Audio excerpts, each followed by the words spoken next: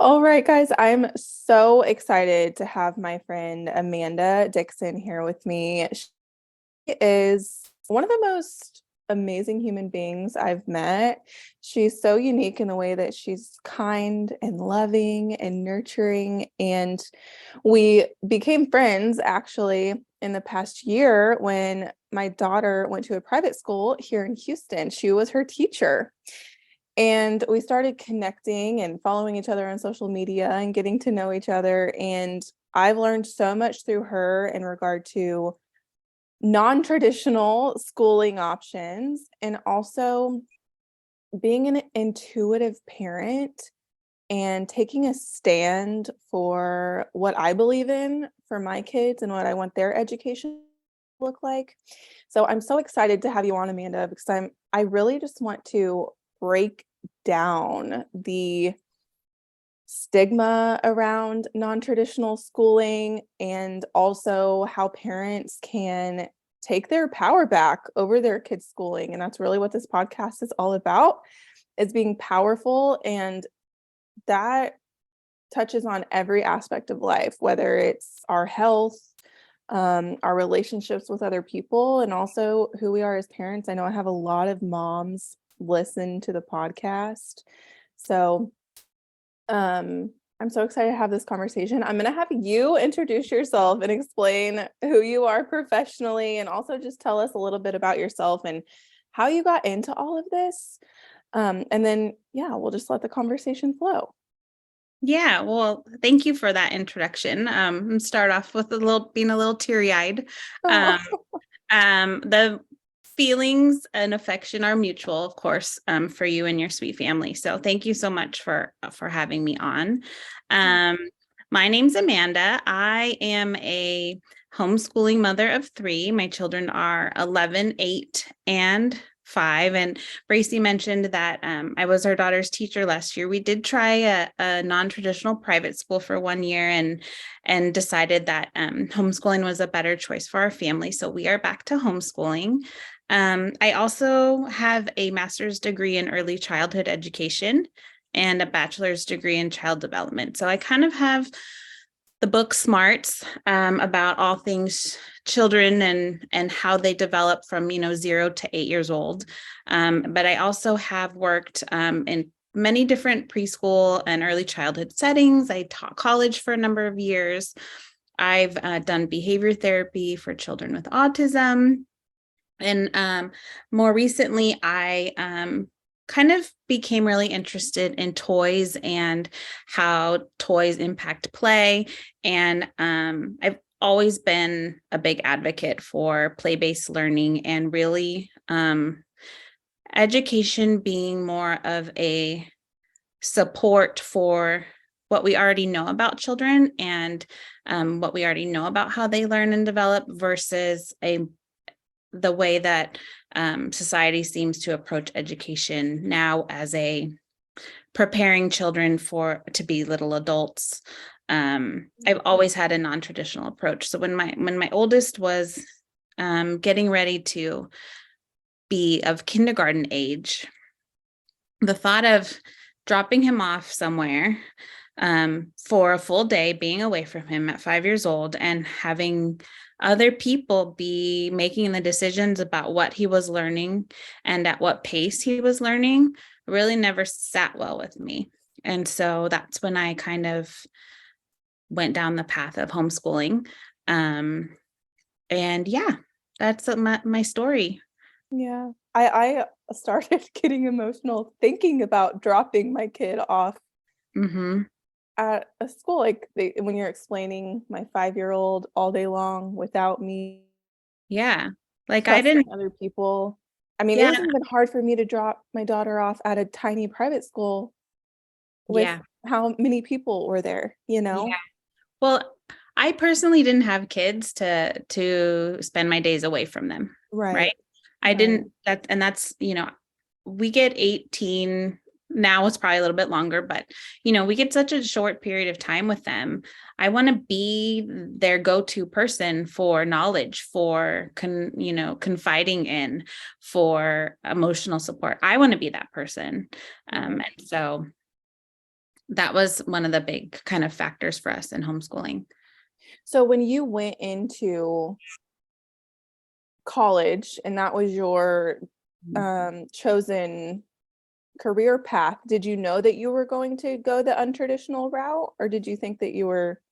No, I didn't, but that's a great question. I thought that I learned a lot about it was weird because I was in this master's program and there was this disconnect between like, here's what's happening in kindergarten and first grade, and here's what we know about child development. And then as I went farther through my education, things just kept kind of like, and I'm thinking, how is this going to pan out? So as I got farther in my career, I had more years teaching and more years of education under my belt.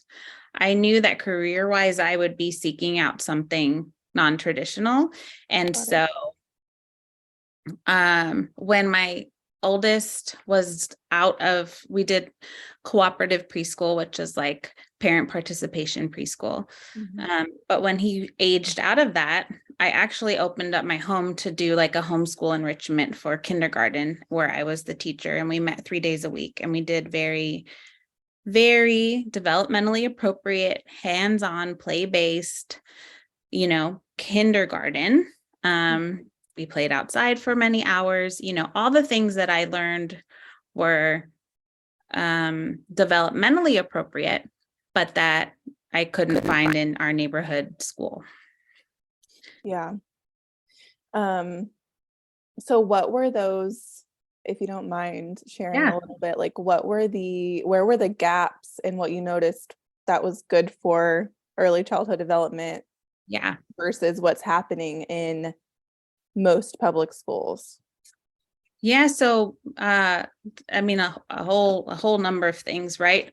From sit still, don't talk, raise your hand, I'm the adult, so what I have to say is more important than what you have to say. That didn't sit well with me at all.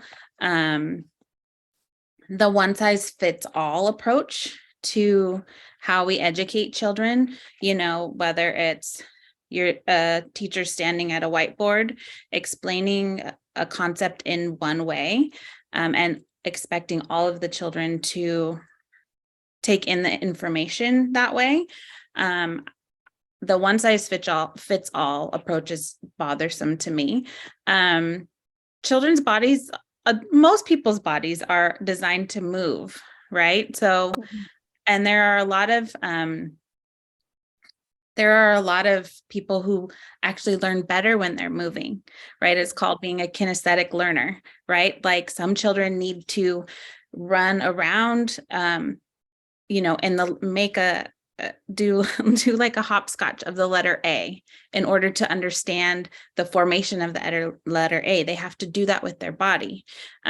So then, everything from the food they serve in school to the lack of time spent outdoors. We know there's so much research out there that talks about how important it is for children to connect to nature and be outside. And then they get 15 minutes in the morning and 20 minutes maybe in the afternoon. Also the telling them when they can eat and not eat, telling them when they can go to the restroom and, nope, you can't go to the restroom right now. What the heck? I was traumatized by that in first grade, that I got my card pulled because I had to go to the bathroom outside. Right. And it was traumatic. I remember. It People are like, is. oh, that's ridiculous. Like, that's why you don't send your kids to public school. I'm like, well, that's a tiny piece of the puzzle, but Well, that's what you remember. One part of it that you remember, but we spend when they turn 3 and 4, we're encouraging them to be more independent, use the toilet independently, eat independently with utensils, all this stuff. And then we go and we send them to kindergarten and it's like, no, you can't eat when you want to. You have to hold it if you have to go to the restroom because you're too busy learning academics. And I could go down the rabbit hole of the research that says children aren't supposed to learn academics until the ages of 6 to 8 years old. It shouldn't be formally introduced to them any earlier than that yet. Our society is in this mindset of we need to be the biggest, best, smartest, so we have to start them earlier. Yeah. But back to your point of being traumatized by that kind of stuff, it's really important to take a look at our teenager society today and how stressed they are, the suicide rate, the mental health issues. And people will argue like, oh, it's social media. And I'm sure that that's a part of it. But it's also the way that we've kind of failed them education wise and not allowed them to be children. And so that's why I feel so passionately about talking about it and advocating for it, because back to your question, just not letting kids be kids is my biggest problem with especially, K, first, second, third grades, when children really are supposed to be just playing, if we look at research. So if someone asked you, why do you choose homeschool? Would you add anything else you haven't shared yet? Or was that pretty much the summary? Well, I like to be able to give my children the freedom to explore topics of interest. Okay. I don't want their learning to be limited to what some policymaker deems as important social studies for a fifth grader. My 11-year-old is learning Italian, and he is very interested in the country of Italy. And so we make pasta and he speaks Italian and we learn about geography that way. And I don't ever want their interests to be stifled because of what somebody else thinks is important for them to learn. Yes, reading is important. Yes, basic math is important.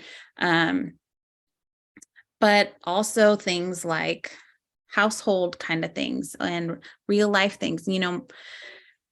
I want to be in control of, not so much I want to be in control, but I want the freedom to be able to support them in learning what they're passionate about, what excites them. Because if they can learn about things that are exciting to them, then that makes a positive correlation with learning, right? And it instills this love of learning, hopefully for their whole lives, versus learning being a chore and learning being frustrating and all of those things. So I choose to homeschool for that reason, so that they can explore their interests. I choose to homeschool for flexibility. We just took a week-long vacation, which we wouldn't have been able to do if they were in traditional school, because you're not allowed to miss that much school, even though the time we spent was, so enriching for them and so important for them. Yet it wouldn't be allowed if they were enrolled in a public school. And also we all have days where we don't feel our best and we don't feel like doing anything, or we don't feel like doing what we have to do. And so there's a time and a place to push through and say, no, like, this is what needs to be done. You have to go to work, you have to go to do school, you have to do your chores kind of thing. But also, I don't ever want it to be like my child doesn't feel like they could come to me and say, like, I'm really not feeling like doing this today. Can we do something different? And I want to be able to respect, their kind of fluctuations in energy, or if we need to start at 10 a.m. versus 8 a.m., I want to be able to do that with our family. So, yeah. I mean, I can relate to all of those. And now I'm just sitting here thinking about how much I hated school. yeah. Yeah. And what you said about how, like, the teenage depression rates and suicide rates, like, social media was just coming up when I was in high school. I was so depressed.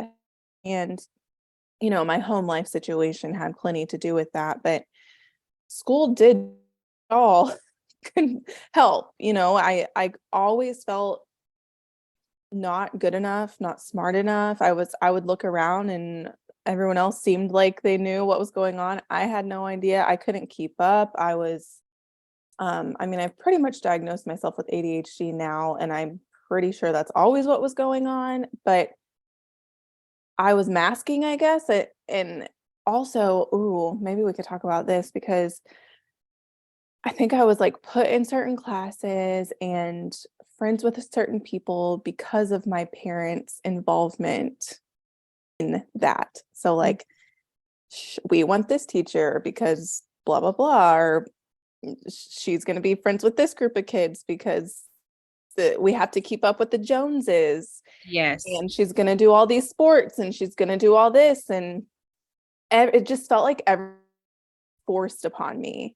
Mhm. And because of this like social need to be liked, that was, a part of something my mom carried and then passed it on to me through that. So I know you mentioned speaking to us being able to really parent our children and let them guide us in a way. So tell me about that. Like, how do we guide our children? And for me, I find it hard because it's so instilled in me to Mhm. like want to control every move they make because that's how I was raised.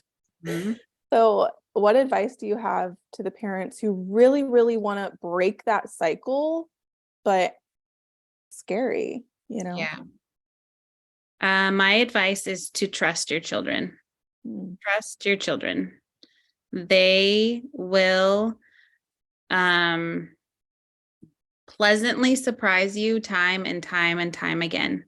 If you just trust them to show you what they need when they need it, instead of forcing things on them before they're ready, or because society says it's time, or to give you just an example, there's we can talk about reading as an example.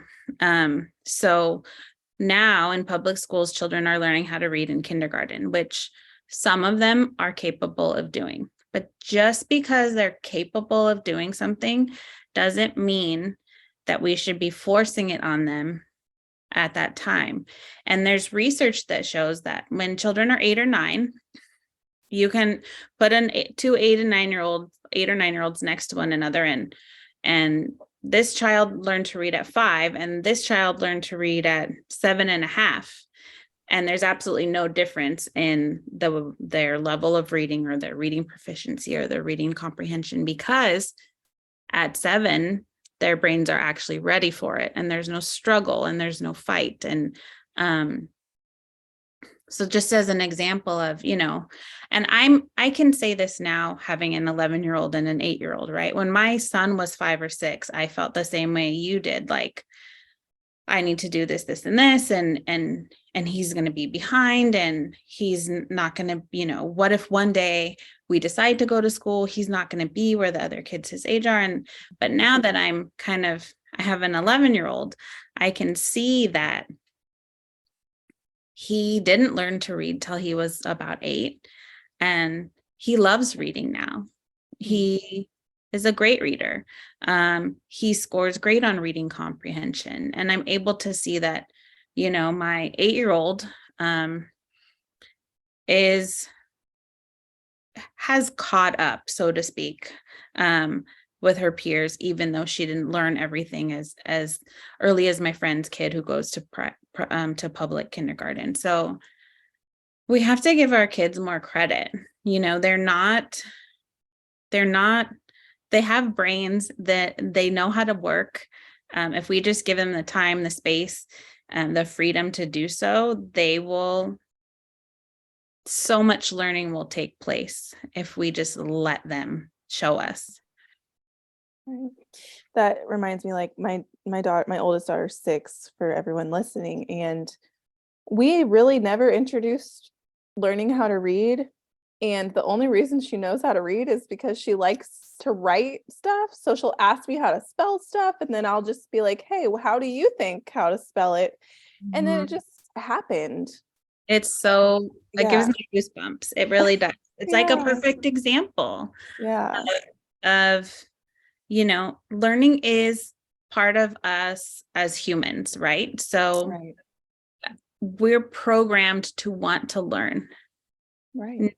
Um, and there's no possible way that any of us as human beings could ever learn every single thing there is to know in the world in our lifetime. It's just not possible. So why not, they need foundational skills, but why not diversify their knowledge from, all the neighborhood kids Right. by letting them do things that maybe aren't what the experts consider to be kind of the need to know stuff as a 6-year old. Right. So what else are they? I would be curious. I'm always curious about this. Like, okay, say she was in first grade right now. Do you know Mhm. what her day would look like? I don't even know Yeah, so what they're learning. generally speaking, it would be kind of like come in, sit down, be quiet, don't talk to anybody. We're gonna do our first grade. I think they're already reading, so they're probably learning like, you know, like I don't even know these words, like, pronouns and prepositions and contractions. I don't know all these things. And then, and then it's like, do that quietly. Raise your Mhm. hand if you need my help. You're one of 25 kids. So if I get to you, then great. If not, then you're screwed. Because tomorrow we're moving on to the next lesson, whether you understood it or not. Yeah. Then you get a little break to run outside with your friends, but no running, no screaming, no, there's all these rules. Don't climb up the slide, all these things. Here's a shitty chocolate milk for you as your healthy snack. Um, you know, and I've worked in public school preschool, and I've seen the food that they're given, and it's horrifying, honestly. But and then let me give you this sugar-filled crappy drink, and then come back and sit down, be quiet, don't talk to anybody, and we're going to move on to math. And then you're going to have to read for 20 minutes independently. And then, they'll, I don't even know, social studies, science, they have to cram in as much as possible because they got to get them ready for testing. So it's not how I would like my 6-year-old to spend their day. Not at all. So, and there's very little room for flexibility in that in Right. those days. So So say, I'm sure many people listening are going to have kids that are in public school. yeah, So what power do we have as parents over what our kids are doing in school, yeah, that some people may not realize? yeah. Well, first, let me just back up for a second and say, like, public school is not, they're not on a mission to, ruin childhood or anything. They're doing the best they can with what they know, and teachers are doing what they've been trained to do. And Right. I think for the most part, most public school teachers don't really love the predicament they're in, and they're doing the best that they can. And they really do care for children for the most part. Right. I do want to say that too. I Yeah. made a post recently about the fact that I homeschool, and I had a lot of teachers say like, I agree with you, and I'm doing my best to like shift things around and give them more of what they need, and I get in trouble for it, but I do it anyway. Mhm. Like, thank Yeah. And you. Thank you. Yeah. yeah. And they're trying to shift as much as they can within their really tight guardrails, so Right. um it's not a coincidence that so many teachers are leaving the profession. That's not a Right. coincidence. So I just want to like make that statement that I'm not here bagging on teachers. I'm not here to say like teachers are the problem. That's not it. They're doing what they've been trained to do and what they've been hired to do. Problems from the top down. Right.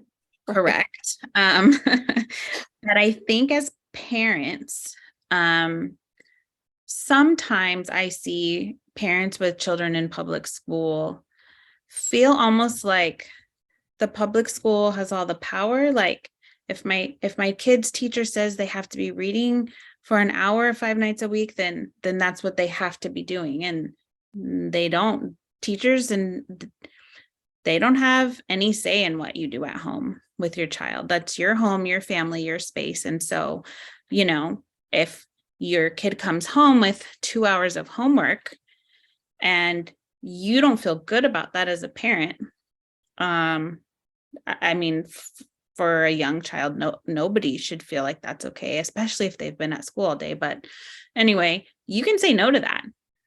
Tell the teacher, say, I'm sorry. We spent time as a family last night around the dinner table, or we played a game together as a family, or my child went to bed early because they were tired, and I'm not going to, make them stay up late doing homework.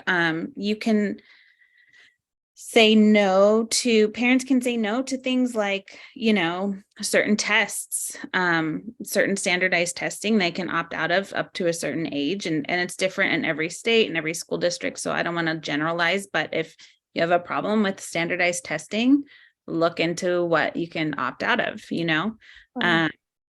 can opt out of, like, them sending behavior charts, sending home a letter that your child didn't walk in a straight line, or, you can say, no, I'm not going to punish my child for this, or I'm not going to talk to my child about their undesired behavior. Like, she's great, but talks too much. Yeah, exactly. It was that something that happened to you. Yeah. Every year. Yeah. And my guess is that you are like an interpersonal learner, and that's why you were talking a lot, because connecting and talking with other people was supportive to your learning. And so, parents can also say no to things like, I don't know, we were talking about before we started recording, like these bumper stickers and yard signs and just these kind of like stamps of my kid's better than your kid kind of thing. We can say no to that kind of stuff. And yeah. I would have never known to opt out of anything, honestly. So what happens in regard to, like, say they don't do the homework? So is it just like an agreement to where it won't affect their grade? Or how does that work? Well, I mean, it's going to be, so their grades shouldn't be based on homework. So homework is supposed to be kind of a reinforcement, a practice of what they've been learning in school. So really, like, their grades should be based on what happens in the classroom.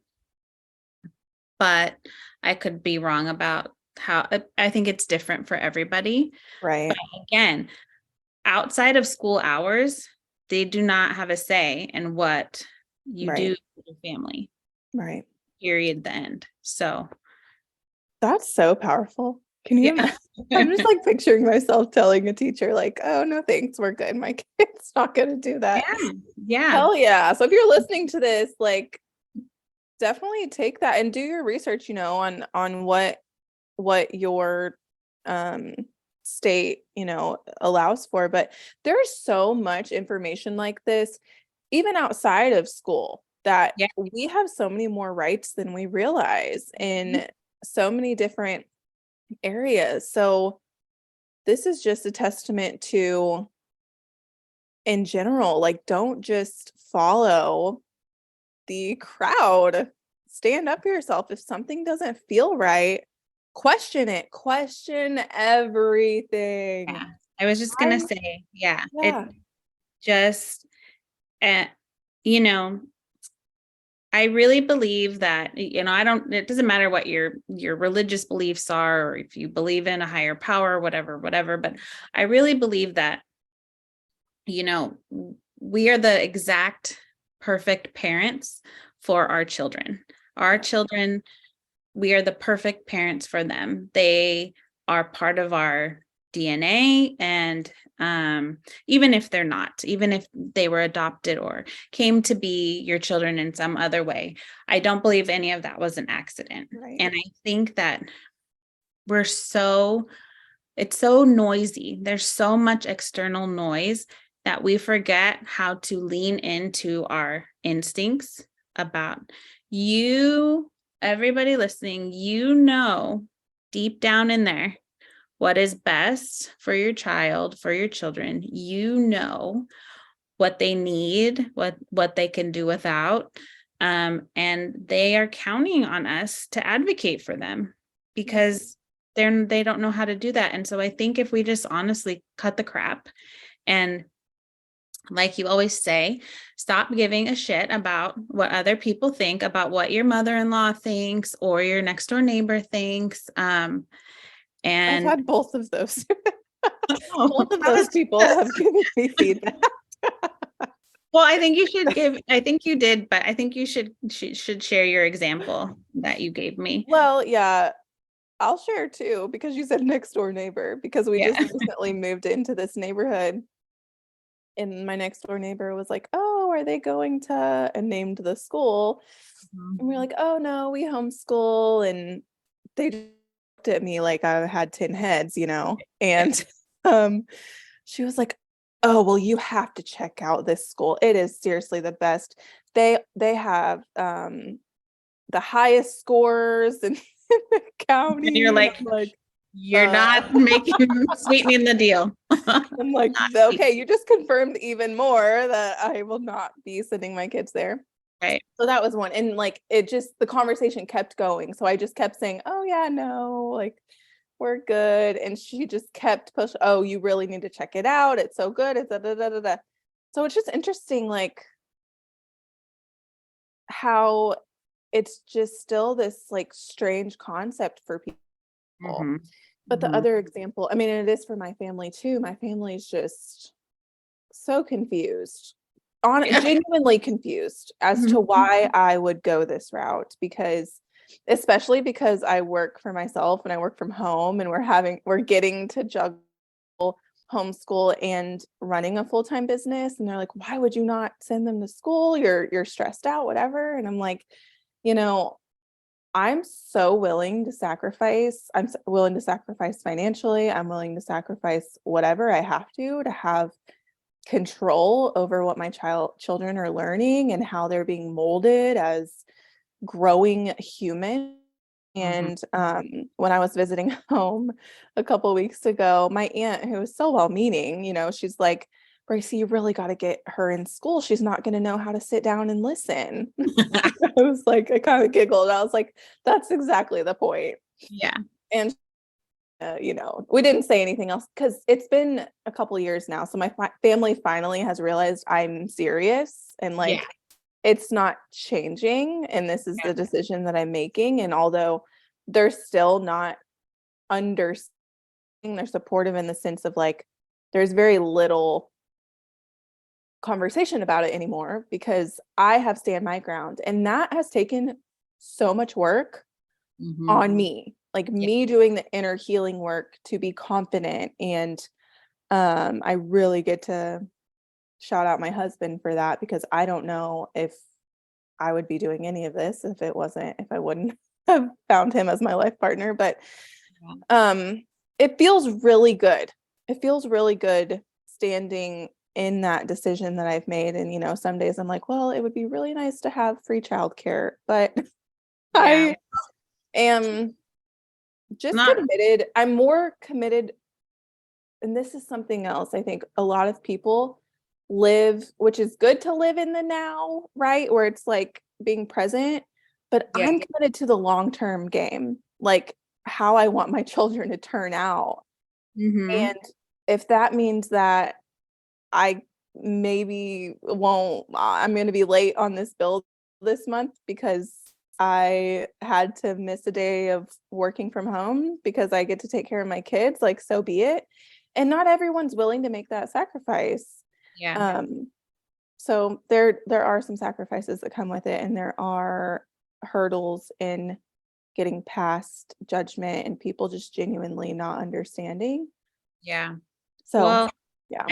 two things that came up for me when you were talking is first, what a great freaking example your girls have of going after your passions, working really hard, owning a business, paving your own path. Like they're home and they're taking all of your hard work in.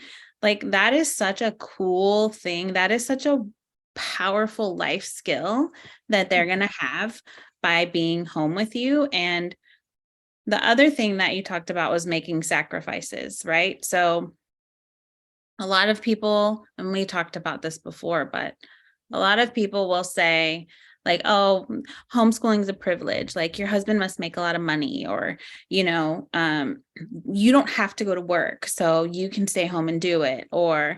And no. I know. I'm like, No. if only you knew. No. So some days I wish I went to work full time, Right. and I got to be out of my grown up mind. And, I sacrifice, my alone time. I sacrifice a second income. I mean, I have Mm, a lot of education and experience. I could be contributing a lot more financially to my household, but, we live off of one income right now. Well, 1.5-ish income as I get my business up and running. But we were talking about like homeschooling hours, like homeschooling and flexibility. You don't have to homeschool during school hours. yeah. You don't have to homeschool 5 days a week. You don't.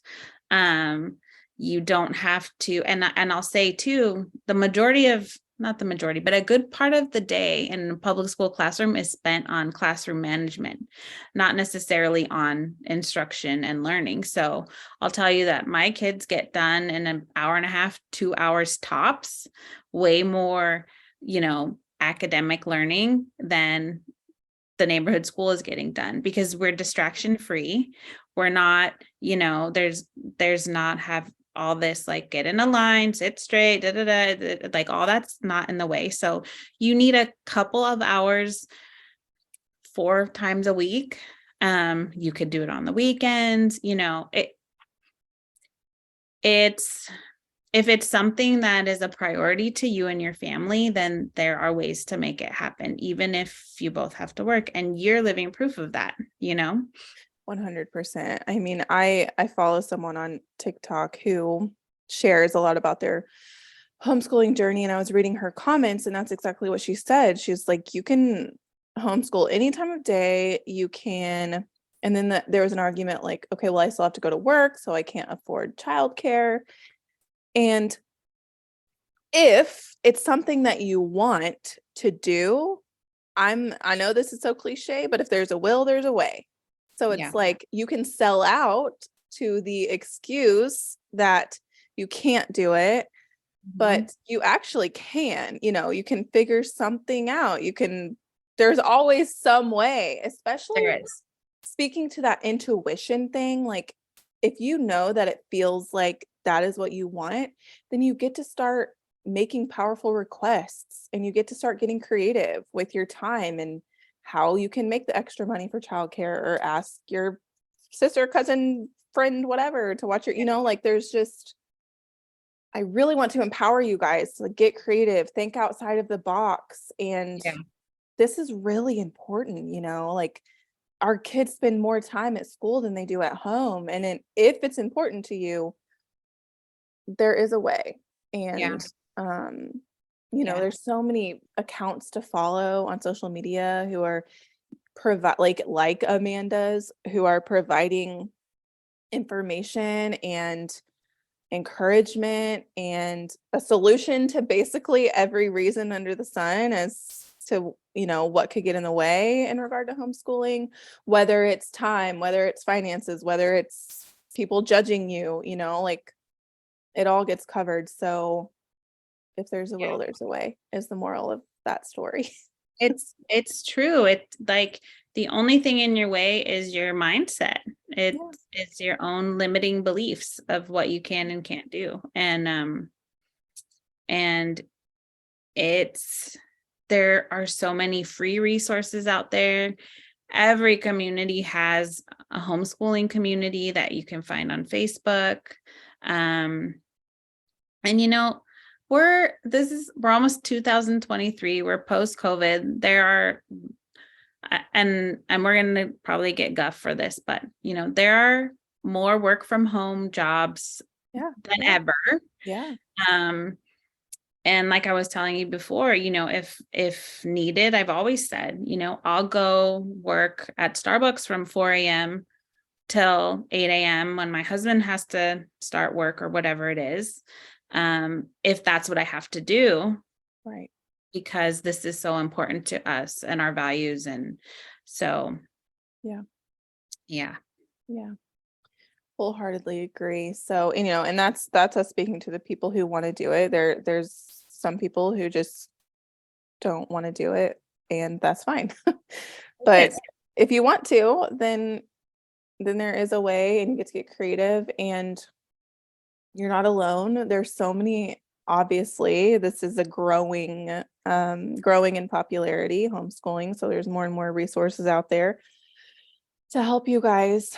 And Well, I I'm think not a pro at it at all. So I'm like well, over neither here am drowning in, but we're neither. making it happen. And I feel so like grateful that you talk so much about how, homeschool gets to be so flexible, and every bit of life is a learning opportunity. So I've really been leaning into that, like literally every moment that we're together, there's something to be learned. And I think a lot of times parents just want to get things over with, so they'll just like do it for their kid, which I have done too, like just get it over with. So put their clothes on for them, and brush their Right. teeth for them, and answer the question for them so you can move on.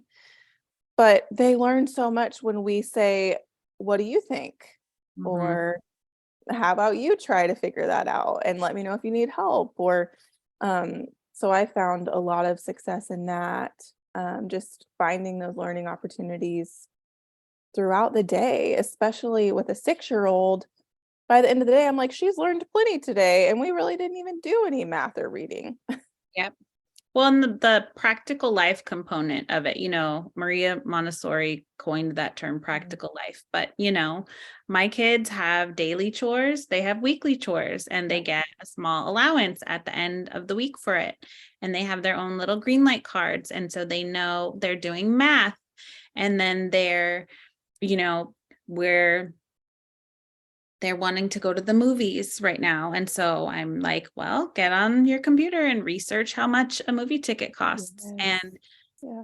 do you have enough money on your Greenlight card to pay for a movie ticket? And so like my 11-year-old is learning how to budget in a way, and my kids all know how to unload a dishwasher, they vacuum, they clean toilets, they bathe dogs, they fold laundry. And so, it's a different kind of learning. And it's true, I have moments too where I'm like, just come here, I'm going to put it on for you. And Right. just, this is none of us are perfect. And I think the moment that we can, as parents as homeschooling parents, can give ourselves grace and say, this isn't going to be perfect, but they are in a constant state of learning, and kind of have that acceptance of,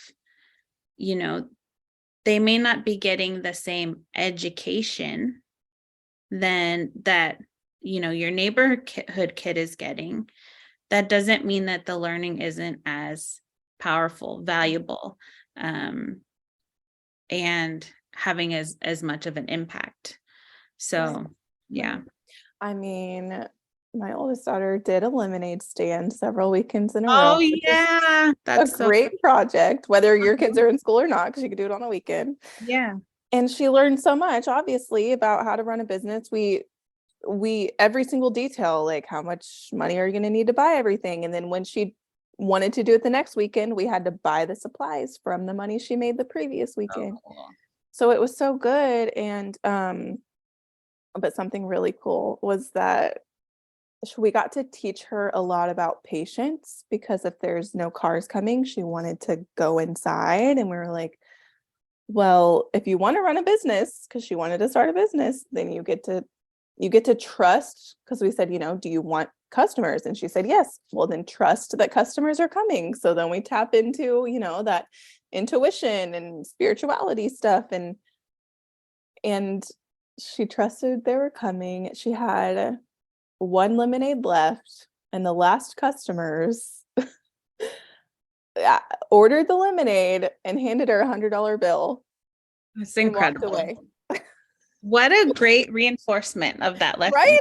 And I was Yeah, like, you're like, thank you. Baker, Yeah. see what happens when you trust, Yeah. when you're Yeah. patient and, trusting. It was I mean, I would not trade that one experience. Is like, yep, this is why we do what we do. Like, this is worth the sacrifice, worth the hard days, worth all of it, Yeah. So And and that right there is more important than any math test, any spelling right. test, is you're giving your kids a strong emotional and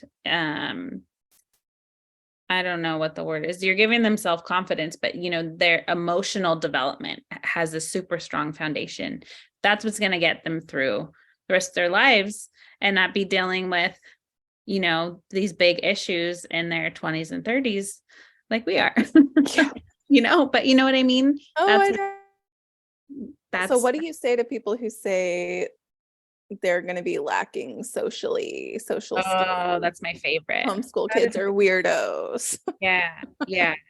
So good. I say good. Yeah. I would prefer my kid be a weirdo than be like public. No, Same. and I don't like to generalize like public school kids or whatever, but if, bullying and peer pressuring and,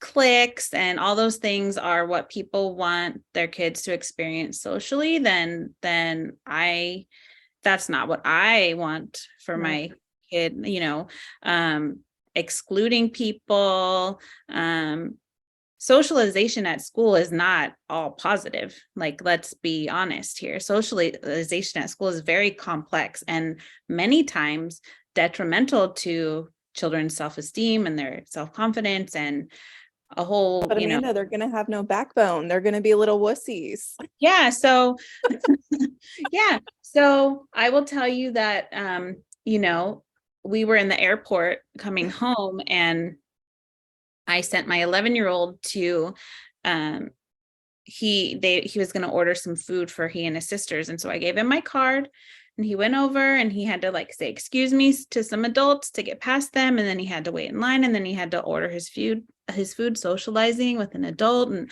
hi, how's your day going? Good. How's your day going? And he had to, insert the card and say, and the guy say, thank you. Oh, thank you. Like he's socializing in public. He's socializing with neighbors and family members.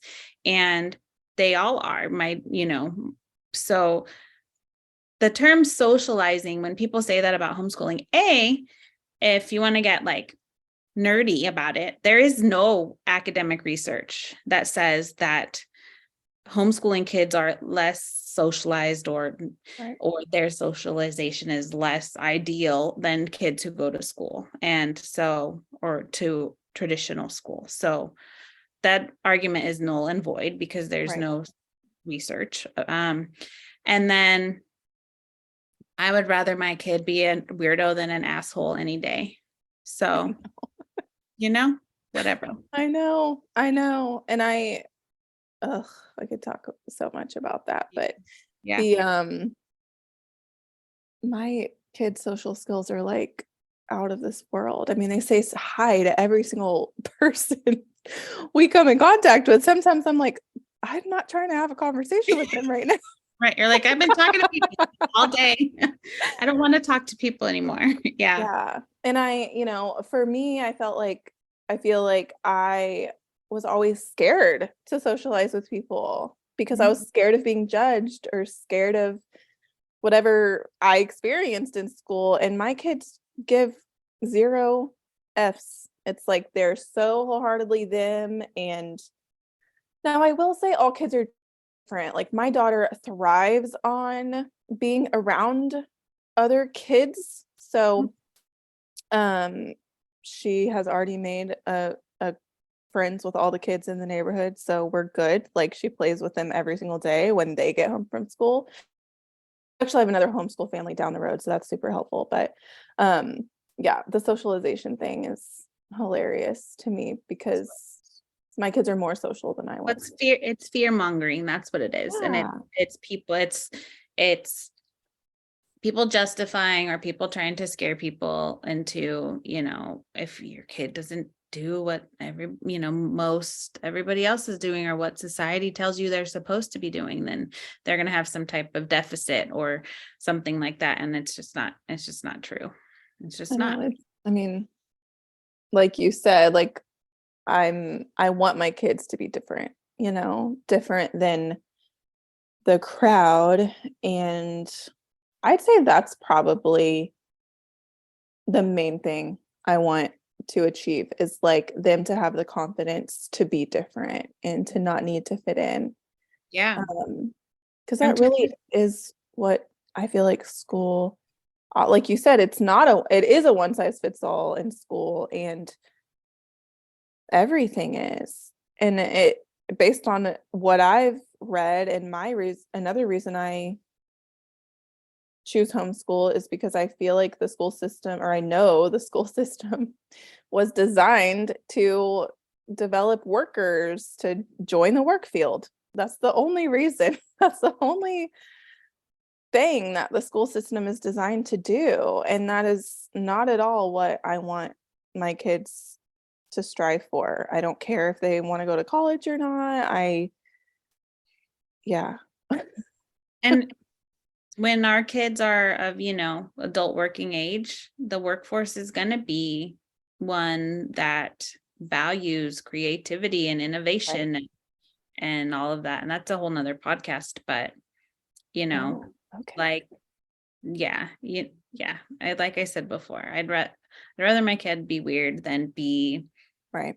something he's not because he feels like he has to fit in. And I just started reading this book. It's called Why Parents Are More Important Than Peers, but it talks Mhm. about how at such a young age we immerse our kids in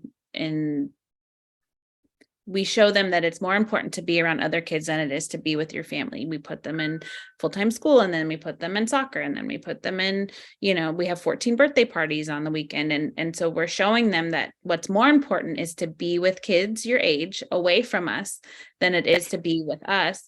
And so what ends up happening is there's like, the disconnect and then all the teenage problems that we've already talked about. And so, Yeah. um, I mean, again, we could go on and on about that kind of stuff, but to the socialization argument, I mean, obviously we're winning that argument. Right. Oh my God. Amanda's kids are like the best. Your son is the sweetest, most kind He's a good boy. kid. He's I so think, sweet. yeah, and it's who he is, but I've allowed him to be who he is. Yeah. And he was very shy up until probably 8 or 9.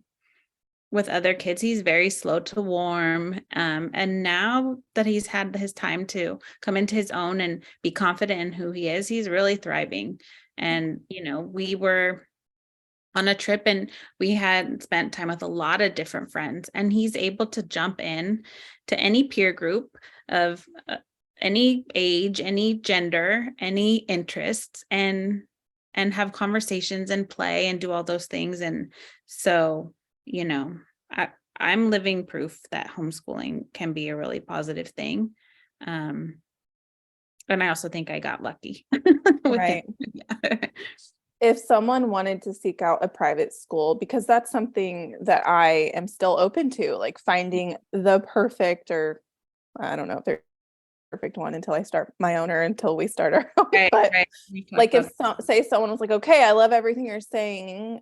Are there any private schools out there? Is there anything that you would specifically search for in a private school? So I'm gonna just say there is no perfect school. Okay, Yeah, there's no perfect school. Homeschooling is not perfect. right. You know, there is no perfect school. So what I would suggest is before seeking out a school, really having a clear idea of what your family values are and what you value in education, whether that be academics, whether that be time outside, if you value like a delayed academic. So for example, Waldorf, they start academics a little bit later. And Waldorf has a great connection to the earth and Mhm. nature and things like that. But I think, once you're really clear on what your values are, it's much easier to find a school that's a fit that way. But then you can just search, non-traditional private school Houston and see what comes up, and then see how whatever you find kind of fits with what you're looking for. Yeah. Um, there are, there are some some schools out there that I would consider sending my children to, but also selfishly, I really am just savoring this time with them, cherishing it. Yeah. And I've told you this before, and everyone will tell you, especially if you're listening and you have young children and you're trying to figure out kind of like what to do when the time comes for school. Mhm. It's so cliche, but like it goes by so fast. It really does. And I just want to, I'm not ready for this kind of part of our life where our family is the most important thing in our family time and learning together. I'm not ready for that part to be over. So, um, that was the question you asked me. So anyway, use Google, figure out what your values are, define that clearly, and then use Google to help you. And, always visit a school. Something that really bothers me is if a school won't allow you to visit when children are there. I understand like with COVID, there was some limitations with that, but as a parent, it's very important for you to see what the school looks like when students are actually there, because it can look beautiful with no children in it. But, that's something that I recommend is touring when children are there if you can. And if they say no, push back a little bit on that. Okay. Um, yeah. And then, you can always like look on Facebook for homeschooling groups in your area. Yeah. Um, there are a lot of like hybrid type programs that meet a few days a week. If community is something you're worried about, or, socialization, or you just want to be around other like-minded families, use, Yeah. Facebook to help you with that. There's tons of homeschooling websites. Um, and so there's a lot out there. Yeah, there is. There's a lot of, especially if you are religious, there's a lot of religion-based ones, especially in our area. But yeah, there's so many groups, especially, if you're in a larger city, and if you're not, start one, like Yeah. how cool would that be? Yeah. Start a group and connect. There has to be, someone near you who's doing Yeah. it to where you could meet up. And you've heard of forest school, right? Mhm. Forest school. So there's Yeah. forest schools in different cities where they just like go out in nature and learn together. So Forest they're schools are really, really cool. Really cool. yeah. I think There's one in Houston, but I've never joined because it's in Houston. you already know how I feel about the weather in Houston, so we'll just move along from that. But um, it's hard. The one thing that I do struggle with, which just being transparent, is putting myself out there. Yeah, yeah. Putting myself out there and going to these events where there's, going to be 11 other homeschooling families. That's really hard for me. I'm introvert. I don't really care to make like a ton of new friends at this point in my life, as sad as that, but Yeah. um, so for me, it was always easier to start something myself, Right. than to go join like an existing group of people. But yeah, Yeah. Yeah. options. Well, what else? So I'm super excited to do another episode on the stuff that you said. Could be a whole other episode, but Yeah. did you have anything else we haven't touched on yet? No, I mean, I think just yeah, stop giving a shit what other people think. Listen to your gut. Yeah. Get very, very clear on your values. And don't be afraid to say, no, thank you. That doesn't work for my family. This is what works for my family. Because at the end of the day, you know what's best. So Absolutely. Yep. And question everything. yes, ask all the questions and more questions. Yeah. Yep. Books, listen to podcasts. Like, I was never aware of any of this until I started looking into it when I had kids, so you can just follow society or you can start questioning things. I have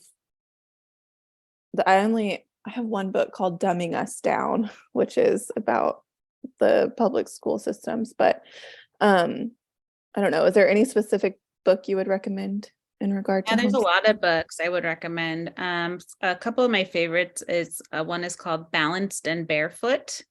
Okay. Um, and another one is called, I think it's called like The Last Child of the Woods is another good one. There's a book by Peter Gray who has done a ton of research on play-based learning. It's called Mhm. Free to Learn. That's a great one.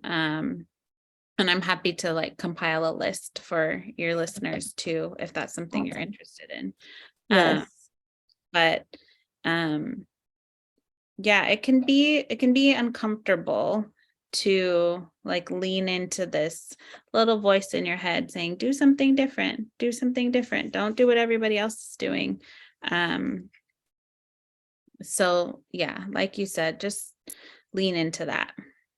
Yeah. Yeah. And reach out for support, so don't try to do it alone. That's silly. There's plenty of people who are so ready to help, including Yeah, including me. I'm Amanda and happy to help. myself. Yeah. So where can we find you or what do you have Oh, going on? You talked about this business you're starting. Tell yeah. them So my what they business need. is called the Copper Nest. So the Copper Nest started as a preschool in my home and then um it transitioned to a sustainable toy shop. And now I'm working on helping moms transform the play spaces in their homes to be free of I say junky toys, but to have quality toys, fewer quality toys, and be clutter free and be really conducive to independent play, and just helping moms get to a state where that's manageable and part of their daily rhythm and something that's a happy part of their day. Because I know for me, there was a big period of time where I would look at my kids' toys and it would trigger a lot of anxiety in me as like, oh my God, it's such a mess. And so I figured out along the way, especially homeschooling and having my kids home all the time, I figured out how to have kind of a less is more approach. And so anyway, I've created a course. It's called Peaceful Playroom, and it's going to be launching very soon. I also have a downloadable guide called Declutter Your Playroom in 5 days. So it's just kind of a hand-holding, walk you step by step through getting rid of all the clutter causing toys. And it's a really perfect time of year for it, considering most people are about to get an influx of toys and crappy toys at that into their homes. And another free resource I have is called the Just 10 Toys list. It's a list of the only 10 toys you need for each stage of early childhood development. Just really about simplifying, focusing on toys that support your child in playing versus, all the overstimulating ones we see on the Target aisles. So anyway, the Copper Nest, I'm on Instagram. You can DM me anytime about anything toy related, homeschooling related. I'd love to hear from you. So Awesome. Yeah. And I'll link most of that down below so that you guys can easily find her, but definitely follow her. And I'm so excited for the course. She helped me organize my playroom, which I don't want to tell her how good I've done at keeping it. well, it's a lifestyle. It's just like everything else you talk about. It's something that it's a habit, right? Yeah. So Yeah. you can join the course and we can talk about habits and rituals and rhythms and things you can do every day to keep it maintained. So That's the realm I don't specialize in yet. yeah. Is parenting and homeschooling, but I can get you healthy and well in regard to food. Yeah. No, but thank you so much for coming on, Thanks for Amanda. having And me. we'll do another one soon. Yeah, sounds good. All right, bye guys. Bye.